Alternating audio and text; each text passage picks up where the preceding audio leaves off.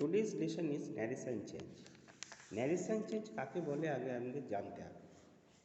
Narration change হচ্ছে যখন narrate কথার অর্থটা কি, what is the meaning of narration? Narration মানে to describe something, to describe something কোনো কিছুকে বর্ণনা করা, টু ন্যারেট সামথিং কোনো কিছুকে বর্ণনা করা।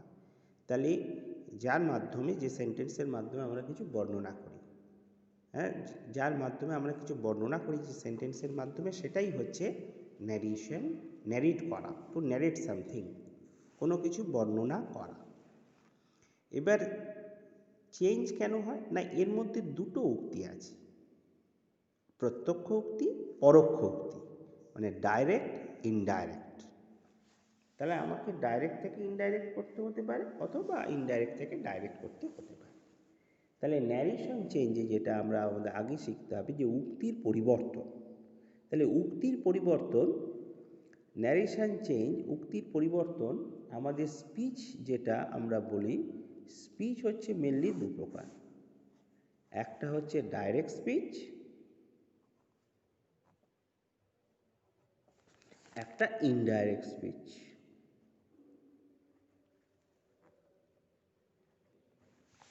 ডাইরেক্ট এবং ইনডাইরেক্ট। এবার ডাইরেক্ট এবং ইনডাইরেক্ট যদি স্পিচ হয়, তাহলে যখন বক্তা, কাকে বলে না, ডাইরেক্ট হচ্ছে যখন বক্তা নিজে কিছু বলে সেটা ডাইরেক্ট, আর যখন বক্তার কথা অন্য কেউ বলে দেয়, ইনডাইরেক্ট ওয়েতে রিপ্রেজেন্ট করে, তখন সেটা হচ্ছে ইনডাইরেক্ট স্পিচ। এটা ভালো করে বুঝতে, বক্তার কথা, ইনভার্টেড কমা সেখানে থাকবেই, বক্তা নিজে তার কথা, বক্তব্য যখন এক্সপ্রেস করে, এক্সপোজ করে, প্রত্যেকের কাছে, কারো কাছে এক্সপ্রেস করলো, সেটা হচ্ছে ডাইরেক্ট স্পিচ। আর বক্তার কথা, একজন বলছে, রাম একটা কথা বলল, শ্যাম একটা কথা বলল, রহিম একটা কথা বলল, সেই কথাটা তার বন্ধুবান্ধব বা অন্য কোনোর মাধ্যমে অন্যের সামনে যে যখন উপস্থাপনা করা হয়, সেটা হচ্ছে ইনডাইরেক্ট। ইনডাইরেক্ট ওয়েতে তার কথাটা বলা হচ্ছে অন্যকে, কিন্তু বক্তা যখন নিজে কোনো কথা বলে, সেটা হচ্ছে ডাইরেক্ট। যেমন একটা এক্সাম্পল দিলেই পরিষ্কার হবে। রহিম সেজ আই অ্যাম ইল। রহিম বলল আমি হই অসুস্থ। এই যে কথাটা রহিম বলছে আমি হই অসুস্থ, এটা হচ্ছে ডাইরেক্ট স্পিচ, অর্থাৎ বক্তা নিজে বলছে যে আমি হই অসুস্থ। কিন্তু একজন তৃতীয় ব্যক্তি এসে বলছে রহিম বলল, তৃতীয় ব্যক্তি সেরকমভাবে তো বলবে না। তৃতীয় ব্যক্তি অন্য ব্যক্তির কাছে যখন তার এই বার্তাটা পৌঁছে দেবে, তখন সে নিশ্চয়ই বলবে না রহিম বলল যে আমি হই অসুস্থ, এরকম বলবে না, বলবে যে রহিম বলল যে সে হয় অসুস্থ। তাহলে এইভাবে ইনডাইরেক্ট ওয়েতে আমাকে যখন আমি রিপ্রেজেন্ট করব, রহিম সেজ দ্যাট হি ইজ ইল, তখন এটা হয়ে যাবে ইনডাইরেক্ট। তখন আর ডাইরেক্ট নেই, তখন এটা হয়ে যাবে ইনডাইরেক্ট। তখন আর এটা ডাইরেক্ট থাকবে না, তখন এটা হবে ইনডাইরেক্ট। তাহলে এবার আমাকে যেটা জানতে হবে, ডাইরেক্ট এবং ইনডাইরেক্ট, এটা বোঝা গেল। এগুলোর কতগুলো নিয়ম কানুন আছে সেটা জানতে হবে। এই যে সেজ, এইটাকে বলা হয় রিপোর্টিং ভার্ব, কারণ এর মাধ্যমে এই রিপোর্টটা হয়েছে, সুতরাং এটা রিপোর্টিং ভার্ব। আর এইটাকে বলা হয়, এই অংশটাকে বলা হয়, পোর্শনটাকে বলা হয় রিপোর্টেড স্পিচ।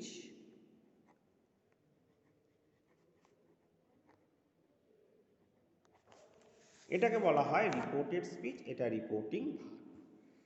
এবার এখানে এই যে রিপোর্টেড স্পিচ, যে ভার্বটা আছে, রিপোর্টিং ভার্ব আর রিপোর্টেড স্পিচের মাঝখানে একটা আমাকে লিঙ্কার বসাতে হবে, এটাকে বলা হয় লিঙ্কার। এই লিঙ্কারটা বসিয়ে এর মধ্যে সংযোগ সাধন করতে হবে, অর্থাৎ এই যে রিপোর্টিং ভার্ব আর রিপোর্টেড স্পিচের মাঝখানে একটা লিঙ্কার বসিয়ে সবসময় জয়েন করতে হবে। প্রত্যেকটা সেন্টেন্সের ক্ষেত্রেই এটা অ্যাপ্লিকেবল। এটা হলো একটা বিষয়। আর একটা বিষয় আমাদের জানতে হবে, আমাদের কিন্তু রিপোর্টিং ভার্ব, এটা যদি এই যে সেজ, রিপোর্টিং ভার্বটা যদি প্রেজেন্ট টেন্সে থাকে, রিপোর্টিং ভার্ব প্রেজেন্ট টেন্সে যদি থাকে, প্রেজেন্ট টেন্সে থাকে, অর্থাৎ এখানে যেমন সেজ কথাটা আছে, তাহলে রিপোর্টেড স্পিচের ভার্বের কোনো পরিবর্তন হবে না। রিপোর্টেড স্পিচ কোনটা? এইটা রিপোর্টেড স্পিচ, এইটা রিপোর্টেড স্পিচ, এইটা রিপোর্টেড স্পিচ।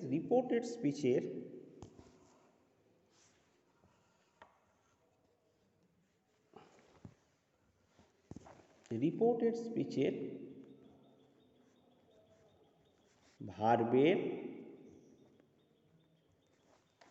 কোনো পরিবর্তন হবে না।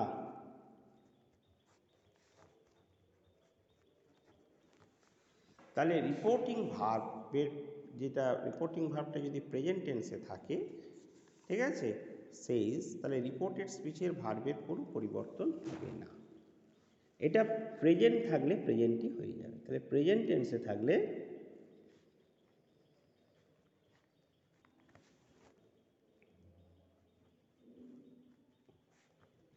প্রেজেন্টই থাকবে, প্রেজেন্টেই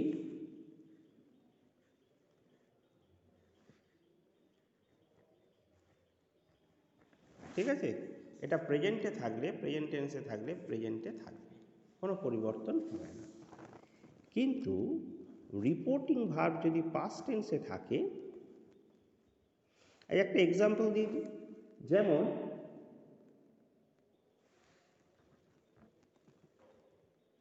রাম says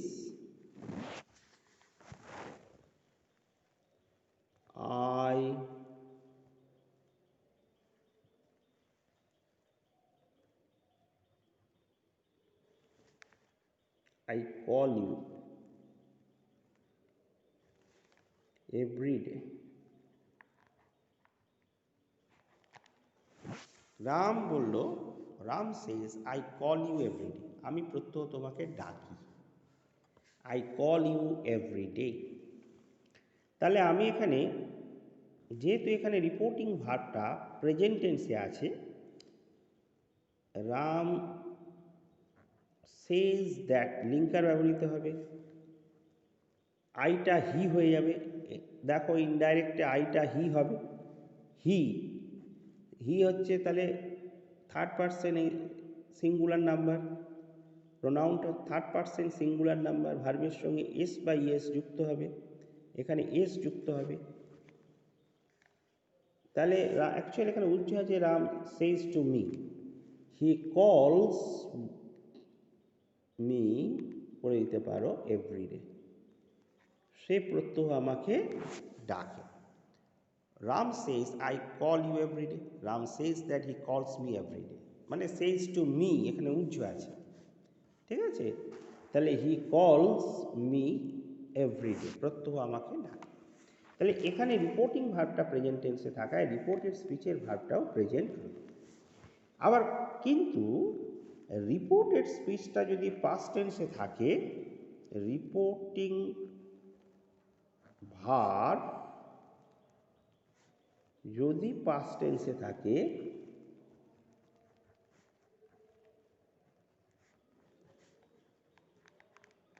তার মানে সেটা যদি সেড হয়, পাস্ট টেন্সে যদি থাকে, তাহলে রিপোর্টেড স্পিচের টেন্সও পাস্ট টেন্স পরিবর্তিত হয়। পাস্ট টেন্সে থাকে তাহলে রিপোর্টেড স্পিচের ভার্বের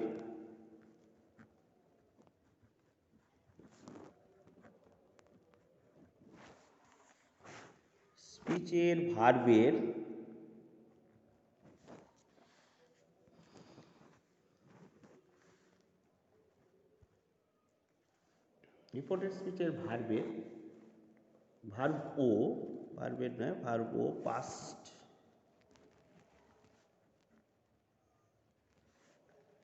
টেন্সে পরিবর্তিত হবে।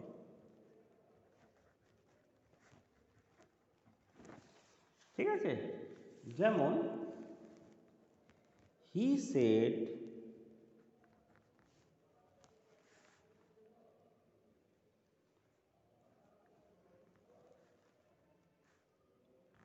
I go to school every day.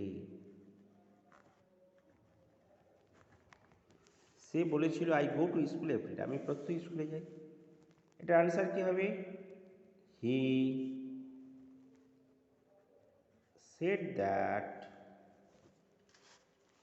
তাহলে এটা কি হবে? অ্যাকর্ডিং টু সাবজেক্ট অনুযায়ী চেঞ্জ হয়ে যাবে হি। রিপোর্টিং ভার্বটা পাস্ট টেন্সে আছে, তাহলে গো এর পাস্ট ফর্ম কি? Went. He went to school every day. তাহলে he said I go to school every day, he said that he went to school every day. তাহলে এই যে পরিবর্তন, রিপোর্টিং, দেখো রিপোর্টেড স্পিচের ভার্বটা পাস্ট টেন্সে থাকায়, রিপোর্টিং ভার্বটা পাস্ট টেন্সে থাকায় রিপোর্টেড স্পিচের ভার্বটাও এখানে পাস্ট হয়ে গেল। ঠিক আছে, এইভাবে পরিবর্তনগুলো হবে। আর ইউনিভার্সাল ট্রুথ অ্যান্ড হ্যাবিচুয়েট অ্যাকশনের ক্ষেত্রে কিন্তু কোনো পরিবর্তন হবে না। ইউনিভার্সাল ট্রুথ আর হ্যাবিচুয়েটেড অ্যাকশন এর ক্ষেত্রে কিন্তু কোনো পরিবর্তন হবে না। ইউনিভার্সাল ট্রুথ, যেমন ইউনিভার্সাল ট্রুথ যদি হয়, ইউনিভার্সাল ট্রুথ রিপোর্টেড স্পিচ যদি কোনো কন্টেন্টটা হয় ইউনিভার্সাল ট্রুথ এবং কোনো হ্যাবিচুয়াল অ্যাকশন যেটা প্রত্যহ করে, এই দুটো ক্ষেত্রে কিন্তু কোনো কাজ পরিবর্তন হবে না। ঠিক আছে, এই দুটো ক্ষেত্রে কোনো ভার্বের কোনো পরিবর্তন হবে না। অর্থাৎ মানে রিপোর্টেড স্পিচের ভার্বের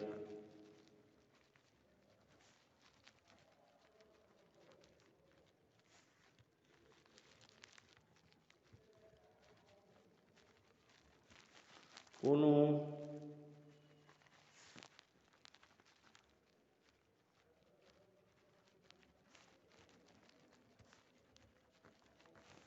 an example, the teacher said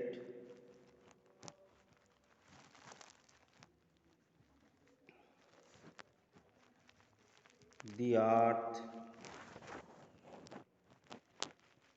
moves round the sun. তাহলে কি হবে? দ্য টিচার সেডের পরিবর্তে সেডই রেখে দেবো, দ্যাট, এটার কোনো পরিবর্তন হবে না। সাধারণত সেড টু থাকলে আমরা টোল্ড করি, কিন্তু সেড আছে, সেডটাই রেখে দেবো।